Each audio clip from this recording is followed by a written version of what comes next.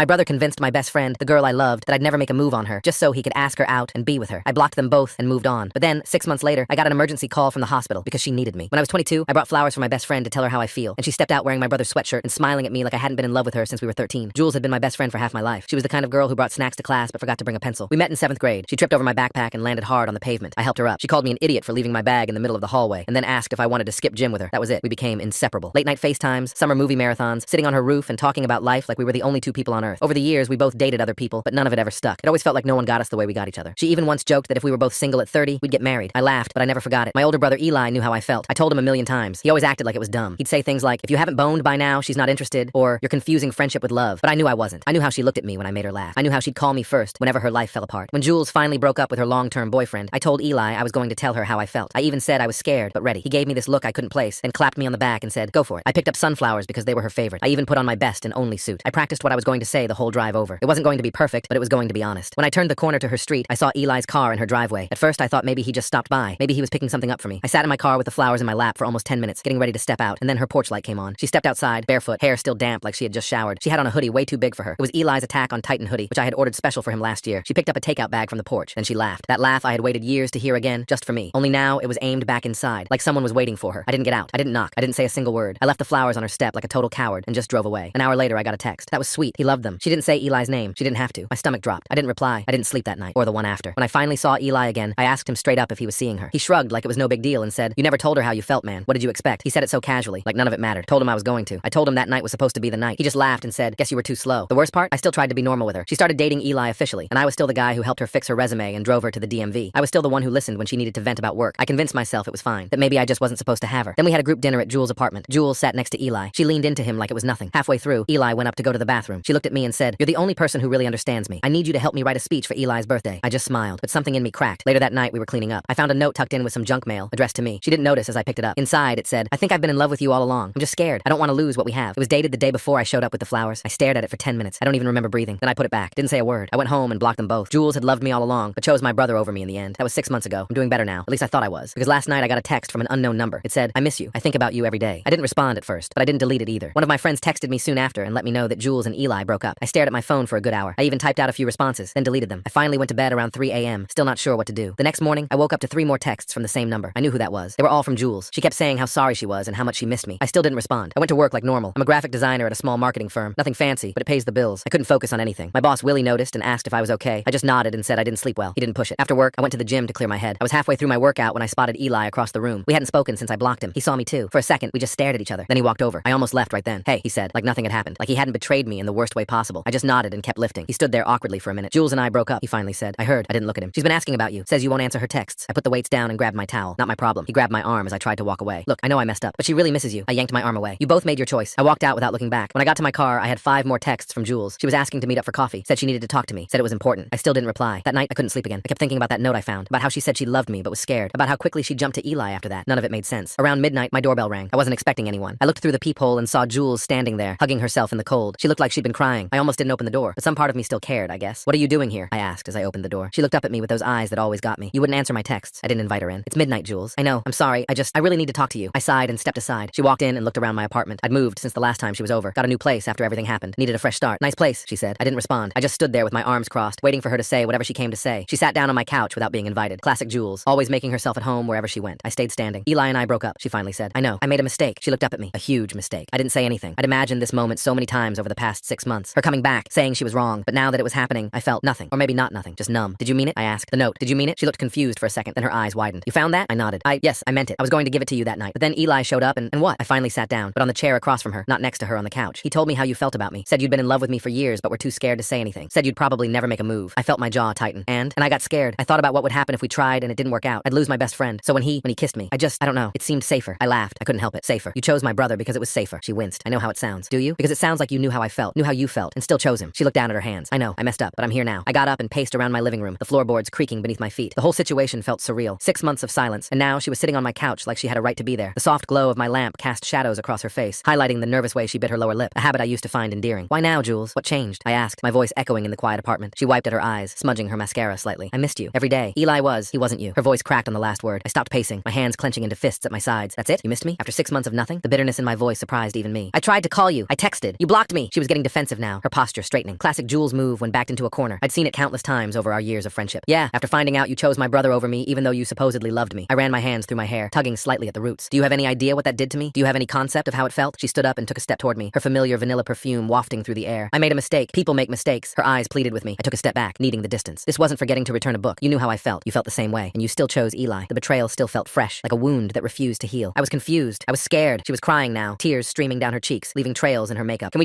get coffee tomorrow? Talk this through properly, please? I wanted to say no. I really did. But some part of me, the part that had loved her since we were 13, sitting next to each other in biology class, couldn't do it. Fine, coffee. That's it. My resolve was weaker than I wanted to admit. She smiled through her tears, a glimmer of hope in her eyes. Thank you. After she left, I couldn't sleep. My bedroom felt too hot and too cold. I kept replaying everything in my head. The note I'd found in her purse when she asked me to grab her wallet. The hoodie, Eli's hoodie, she was wearing when I showed up with sunflowers. Eli's car in her driveway that night. By morning, I was exhausted and confused. Dark circles under my eyes. I almost texted to cancel, but I didn't. Something pulled me toward this meeting, despite my better judgment. We met at our old spot, this little cafe halfway between our places, with the chipped blue mugs and the barista who always remembered our orders. I got there first and grabbed a table in the back, away from the windows. She showed up 10 minutes late, which was actually early for Jules. She always ran on her own time, existing in what our friend group called Jules' Standard Time. Hey, she said, sliding into the seat across from me. She looked better than last night, less puffy-eyed. Her hair was pulled back in a loose ponytail, a few strands framing her face. Hey, I'd already ordered my usual black coffee. The waitress came over, and Jules ordered her complicated latte with extra everything. Caramel, whipped cream, an extra shot, and cinnamon on top. Some things never changed. We sat in awkward silence until her drink arrived. This had never happened before. We'd never run out of things to say to each other until now. The cafe buzzed around us, other conversations filling the void we couldn't seem to bridge. So, she finally said, fidgeting with her napkin. How have you been? I almost laughed. How have I been? After my best friend and my brother got together behind my back? Just great, Jules. Living the dream. The sarcasm dripped from my voice. She flinched, her shoulders hunching slightly. I deserve that. Yeah, you do. I took a sip of my coffee, the bitterness matching my mood. Why are we here? Really? She looked down at her drink, swirling the whipped cream with her straw. I told you. I miss you. I made a mistake. With Eli or with me? I leaned forward, challenging her. Both. She reached across the table like she was going to touch my hand, but I pulled back. Her fingers lingered on the table before retreating. Eli and I, it was never right. We fought all the time. He's not like you. I sat back in my chair, the wood creaking under my weight. So what? I'm your backup plan now that things didn't work out with him? No, it's not like that. She looked genuinely hurt, her eyes wide and pleading. I've been thinking about you this whole time, about us, about what could have been, while you were with my brother. The words hung in the air between us, heavy and accusatory. She didn't have an answer for that. We sat in silence again. I watched her stir her latte, adding even more sugar from the little packets on the table. Some things never changed, like her sweet tooth that defied all logic. Do you and Eli still talk? She finally asked, her voice small. I frowned, my coffee cup pausing halfway to my mouth. What? I was just wondering if you and Eli still talk. After everything, she wouldn't meet my eyes. Something felt off. The question seemed loaded, like there was more behind it. I blocked him too, remember? Haven't spoken to him since that night. She nodded too quickly. Right, of course. I need closure, you know, with both of you. And there it was. The real reason for this meeting. The realization hit me like a punch to the gut. You don't miss me, do you? You miss being chosen. Her eyes widened, panic flashing across her face. What? No, that's not. You're here because Eli dumped you, and now you're trying to make sure you don't lose me too. I stood up, my chair scraping loudly against the floor. You don't want me, Jules. You just don't want to be alone. That's not fair. She was crying again, mascara smudging beneath her eyes. I do miss you. I do care about you. Maybe you do, but not the way I need you to. I dropped some cash on the table for my coffee, probably more than necessary. Goodbye, Jules. I walked out without looking back. This time, she was the one staring at a door that never opened. The irony wasn't lost on me. I drove around for hours after that, the radio playing softly in the background. I ended up at the beach, just sitting in my car and watching the waves crash against the shore. The rhythmic motion was soothing, hypnotic. My phone kept buzzing with texts from Jules, but I didn't read them. I was done. The afternoon sun cast long shadows as it began its descent toward the horizon. When I finally went home, I found Eli sitting on my doorstep, hunched over his phone. Great, just what I needed. He looked up as my car pulled in, his expression a mixture of guilt and determination. What do you want? I asked, not bothering to hide my annoyance as I slammed my car door. He stood up, brushing off his jeans. Jules called me. She was pretty upset, and I crossed my arms, keeping my distance. And I wanted to make sure you're okay. He shoved his hands in his pockets, looking uncomfortable. I laughed, a harsh sound that didn't contain any humor. Now you care if I'm okay? That's rich. I pushed past him to unlock my door, the key sticking slightly as it always did. He followed me inside without being invited. Apparently, boundary issues ran in the family. The living room still held traces of Jules' visit from the night before. A water glass on the coffee table, the cushions slightly indented where she had sat. Look, I know I messed up, he said, hovering near the doorway. But Jules and I are over, for good. I turned to face him, studying my brother's features that were so similar, yet so different from my own. Why are you telling me this? Because she loves you, man. She always has. He ran a hand through his hair, a nervous habit we both shared. I shook my head. Number, she loves the idea of me. The safety net, the backup plan. Eli sighed, his shoulders slumping. That's not true. She was a mess after you blocked her. She talked about you constantly. While she was dating you, that must have been fun. I couldn't keep the bitterness from my voice. He had the decency to look embarrassed, his cheeks flushing slightly. It wasn't great, but that's why we broke up. She couldn't get over you. I didn't know what to believe anymore. My head was spinning with conflicting emotions. Just go, Eli. I'm tired. And I was, bone deep exhausted from the emotional whiplash of the past 2 days. She's at Angela's place, he said as he headed for the door. If you change your mind. Angela was Jules' roommate from college. They still hung out sometimes, sharing a love for obscure indie films and craft beer. I didn't respond. I just closed the door behind him and collapsed on my couch, the same spot where Jules had sat the night before. The next day was Saturday. I woke up to more texts from Jules, and now some from Eli too. I ignored them all and went for a run, pushing myself harder than usual. I needed to clear my head. The morning air was crisp, filling my lungs as I pounded the pavement, trying to outrun my thoughts. When I got back, sweaty and slightly out of breath, there was a package on my doorstep. No return address. I opened it cautiously, half expecting something dramatic. Inside was a photo album, our photo album. Jules and I had started it in high school, adding pictures every year. I thought she had it. I flipped through it slowly, sitting on my front steps. There we were at prom, both with different dates, but somehow still in most of each other's pictures. There we were at graduation, making stupid faces with our caps askew. College road trips in my old Corolla. Her 21st birthday when I held her hair back all night as she hugged the toilet. My dad's funeral, where she didn't leave my side for 3 days straight, bringing me food I didn't eat and making sure I showered. At the end, there was a new picture, one I'd never seen before. It was from that night 6 months ago. Me, standing on her porch with sunflowers, looking through her window. She must have taken it before she came outside. outside before I saw her in Eli's hoodie. I looked so hopeful, so nervous, so in love. The sunflowers were bright against the twilight, a splash of color in the fading light. Underneath, she'd written in her loopy handwriting, "The moment I made the biggest mistake of my life." I closed the album and put it aside. I wasn't going to let her manipulate me like this. She'd made her choice. Now she had to live with it. But the image stayed with me, my own face looking back at me, full of hope that was about to be crushed. I spent the rest of the weekend ignoring my phone. By Monday, the texts had stopped. I went to work, trying to focus on normal life again. Willie gave me a new project, which helped keep my mind busy. The familiar routine of coding was comforting, logical in a way that relationships weren't. On Wednesday, I ran into Angela at the grocery store. She pretended to be surprised to see me, but I knew better. This was Jules's favorite store, even though it was nowhere near her apartment. Angela was clearly on a reconnaissance mission, her casual browsing too deliberate to be coincidental. "How are you?" she asked, blocking my path in the cereal aisle, her cart positioned strategically. "Fine," I said, trying to move past her, my own cart half filled with bachelor basics. "Jules is a mess," she said bluntly, not one to hit around the bush. "She's barely eating, barely sleeping," I sighed, gripping the handle of my cart tighter. "That's not my problem anymore." Angela crossed her arms, her bracelets jangling. "She made a mistake, a big one, but she loves you. She has a funny way of showing it." I tried to keep my voice neutral, but the hurt seeped through. "Look, I'm not defending what she did. It was messed up, but I've known Jules for years, and I've never seen her like this." Angela's concern seemed genuine. Her usually sarcastic demeanor softened. I grabbed a random box of cereal just to have something to do with my hands. "What do you want from me, Angela? Just talk to her. Really talk. That's all." She stepped aside, finally unblocking my path. I put the cereal in my cart. "I'll think about it." I didn't think about it, or at least I tried not to. But that night, I found myself scrolling through old photos on my phone. Jules and me at the state fair last year, cotton candy in her hair. Jules falling asleep on my shoulder during movie night, her face peaceful. Jules making that ridiculous face she always made when she was trying not to laugh, her nose scrunched up and eyes crinkled. I missed her. Not just the romantic possibility of her, but her friendship, her stupid jokes, the way she always knew what I was thinking. 6 years of friendship, gone in an instant because of one bad decision. The realization sat heavy in my chest. The next day, I got a call from a number I didn't recognize. I almost didn't answer, but it was a local area code, and something made me pick up. "Hello? Is this Marcus?" A woman's voice I didn't recognize, professional and slightly rushed. "Yes, who's this?" "This is Beverly from Memorial Hospital. You're listed as Jules Parker's emergency contact." My heart dropped, a cold fear washing over me. "What happened? Is she okay?" "She was in a car accident. Nothing life-threatening, but she's asking for you." I didn't even think. "I'll be right there." I drove to the hospital in a daze, running a yellow light and barely noticing. All the anger, all the hurt, it was still there, but suddenly none of it mattered. Jules was hurt. She needed me. That was all I needed to know. The hospital parking lot was crowded, and I had to circle twice before finding a spot. When I got to her room, she was sitting up in bed, looking pale but alert. She had a bandage on her forehead, and her arm was in a sling. The hospital gown was too big for her, making her look smaller than usual. "You came?" she said, sounding surprised, her voice slightly hoarse. "Of course I came." I stayed by the door, not sure if I should come closer. The room smelled of antiseptic and the faint floral scent of whatever they used to clean the floors. "I didn't think you would." She looked down at her hands, one of which had an IV attached. "After everything." I moved to the chair beside her bed, the vinyl squeaking as I sat down. "What happened?" "Some idiot ran a red light, T-boned my car." She tried to smile, but it looked more like a grimace. My poor Civic didn't make it. "But you're okay?" I couldn't help the concern in my voice. "Concussion, dislocated shoulder, some cuts and bruises. I'll live." She looked at me directly, her eyes clearer than they had been at the cafe. "I'm sorry they called you. I never updated my emergency contacts." "It's fine." I shifted uncomfortably in the chair. "Is there someone else I should call? Your mom? Angela?" She shook her head, wincing slightly at the movement. "Mom's in Florida. Angela's coming later." She hesitated, picking at the edge of her blanket. "Eli stopped by earlier." I tensed, my jaw clenching involuntarily. "Oh, I didn't ask him to." He heard from Angela. She seemed eager to clarify this point. We sat in awkward silence. A nurse came in to check her vitals, her cheerful efficiency a stark contrast to the tension in the room, then left us alone again. "Thank you for coming," she finally said. "I know you hate me right now." "I don't hate you, Jules." I sighed, the admission feeling like a weight lifting. "I'm angry. I'm hurt, but I don't hate you." She nodded, a tear slipping down her cheek. "I got your flowers, by the way. The sunflowers." That night, I froze, my breath catching. "What?" "After you left, I found them on the porch." She looked away, toward the window where afternoon light streamed in. "I knew they were from you, but you texted me saying he loved them, like they were for Eli." The memory still stung. She winced, closing her eyes briefly. I panicked. I didn't know what to say. I thought you knew I was with Eli and were just being nice." "Being nice?" I stood up, the chair scraping against the floor. "I was there to tell you I loved you." "I know that now." She tried to reach for me, wincing at the movement. I didn't then, not until later, when Eli told me. I paced the small hospital room, running my hands through my hair. "This is insane. This whole situation is insane." "I know." She was crying now, tears streaming down her face. "I messed everything up. I was scared of losing you, so I pushed you away. How stupid is that?" I stopped pacing, turning to face her. "Why Eli, of all people? Why my brother?" She looked miserable, her shoulders hunched. "He was there. He was safe. He wasn't you. What does that even mean?" I struggled to understand her logic. "It means I was terrified of ruining what we had." She was almost shouting now, her voice echoing in the small room. "You were my best friend, the most important person in my life. What if we tried, and it didn't work out? I'd lose everything. So instead you chose my brother, guaranteeing you'd lose me anyway?" I shook my head, bewildered. "That makes no sense, Jules." "I know it doesn't. I wasn't thinking clearly." She wiped at her tears with her good hand. "And then it was too late. You found out, you blocked me, and I was stuck in this relationship I never really wanted." I sat back down, suddenly exhausted by the emotional roller coaster. "Why didn't you just break up with him?" I tried, multiple times, but then he'd talk about how it would ruin his relationship with you forever, and I'd feel guilty. She looked down at the hospital bracelet on her wrist. He knew exactly what to say to make me stay. That ship had already sailed. My voice was flat. "I know that now." She reached for my hand, and this time I let her take it. Her fingers were cold against mine. "I'm so sorry, Marcus, for everything." I looked at our hands together. It felt right, even after everything, like pieces of a puzzle that belonged together. "I need time, Jules. This is a lot to process." She nodded, squeezing my hand gently. "I understand." I stood up, reluctantly letting go. "I should go. Let you rest. Will you come back?" She looked so vulnerable asking it, her eyes wide and uncertain. "Yeah," I said after a moment. "I'll come back." I visited her in the hospital the next 2 days. We talked about everything except us. Work, friends, the terrible hospital food, the nurse with the interesting tattoos. It was almost like old times, except for the elephant in the room. She was released on Saturday. Angela picked her up, but Jules asked if I could come over that night to talk. I agreed, but I was nervous. I still didn't know what I wanted. Part of me was still angry. Part of me still loved her. Part of me was terrified of getting hurt again. I spent the day cleaning my apartment, a nervous habit that at least had productive results. When I got to her apartment, Angela let me in, then conveniently remembered she had plans. Jules was on the couch, looking better than she had in the hospital, but still bruised, the colors fading from purple to yellow-green. She was wearing an oversized sweater I recognized as one of her favorites. "Hey," she said softly, tucking her legs underneath her. "Hey." I sat in the chair across from her, not ready to be too close. The familiar scent of her apartment, vanilla candles and the lavender detergent she always used, brought back a flood of memories. "Thanks for coming." She adjusted her sling, wincing slightly. "And for visiting me in the hospital." I nodded, noticing Noticing the photo album I'd received was on her coffee table. How are you feeling? Better. Still sore. She took a deep breath, her good hand fidgeting with the edge of her sweater. I need to tell you something. Here it comes, I thought. Okay. I saw Eli yesterday. He came by to check on me. Her voice was steady, but I could see the nervousness in her eyes. I tensed, preparing for the worst. And I told him I couldn't see him anymore. Not even as friends. Not for a while. She said it firmly, like she'd rehearsed it. I wasn't expecting that. The admission caught me off guard. Why? Because it's not fair to any of us. This weird triangle. She looked at me directly, her gaze unwavering. I chose wrong, Marcus. I've been choosing wrong for months. I don't want to make that mistake again. I didn't know what to say. Part of me was relieved. Part of me was still skeptical. The silence stretched between us, filled only by the soft ticking of the clock on her wall. I found the photo album, I finally said, gesturing to it on the table. She nodded, a small smile playing at her lips. I left it for you. I wanted you to remember. Us, the real us. Not what happened these past few months. That picture at the end, of me on your porch. The image was burned into my memory now. I took it when I saw you pull up, before Eli called me back inside. She looked down, shame coloring her features. I was so happy to see you there. I thought maybe, but then I got scared again. I leaned forward, resting my elbows on my knees. Are you still scared? Terrified, she admitted, her voice barely above a whisper. But I'm more scared of losing you forever. We talked for hours after that. Really talked, like we used to. About everything that had happened. About how we felt. About what we wanted. The night deepened around us, the city lights twinkling through her window. By the time I left, it was almost morning, the sky beginning to lighten with the promise of dawn. So, where does this leave us? She asked as I was heading out, standing in her doorway with her good arm wrapped around herself. I turned back to her, taking in the sight of her. Bruised, vulnerable, beautiful. I don't know yet, but I'm willing to find out. She smiled, a real smile this time, reaching her eyes. That's all I'm asking for. I went home feeling lighter than I had in months. Not fixed, not perfect, but hopeful. Maybe we could find our way back to each other. Maybe we could even find something better. The next day, I got a text from Eli asking to meet. I almost ignored it, but decided I needed closure there too. We met at a bar downtown, the Sunday afternoon crowd sparse. It was awkward at first, both of us nursing beers and avoiding eye contact, the sports game on the TV providing background noise. Jules told me you visited her in the hospital, he finally said, picking at the label on his bottle. I nodded, tracing a water ring on the wooden table. She told me you did too. Yeah, he took a long sip of his beer, his Adam's apple bobbing. She also told me she doesn't want to see me anymore. She mentioned that. I kept my voice neutral, watching his reaction. He looked at me directly, his eyes, so similar to mine, searching my face. Are you two getting back together? We were never together in the first place, I reminded him. But I don't know, maybe, eventually. He nodded slowly, his shoulders relaxing slightly. I really am sorry,